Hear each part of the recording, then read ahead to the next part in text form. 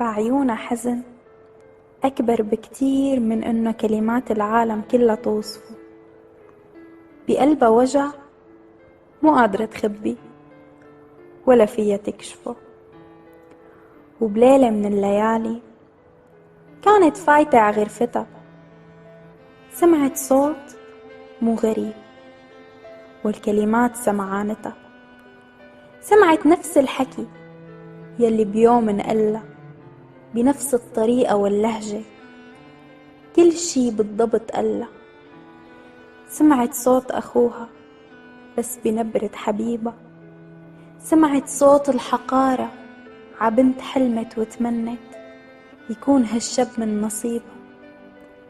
سمعت حروف أخوها يلي من بنت لبنت، انقهرت ضعفت خافت وقالت هيك أنا كنت رح أتدخل وقول الحق حتى لو بعدن هنت. فتحت الباب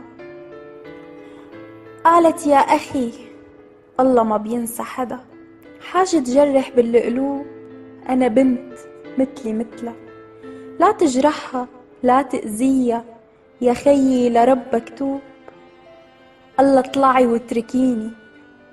قالت بدك تذبحني بدك تأذيني، كل شي عملته انت اليوم وعم تعمله كل يوم نفسه ذاته انعمل فيني. وجعت قلبي بس الوجع يخف مش بإيديك، هيعيش في قلبي لأ ده الوجع هيلف يرجع ليك. وجعت قلبي بس الوجع يخف مش بإيديك، هيعيش في قلبي لأ ده الوجع يلف يرجع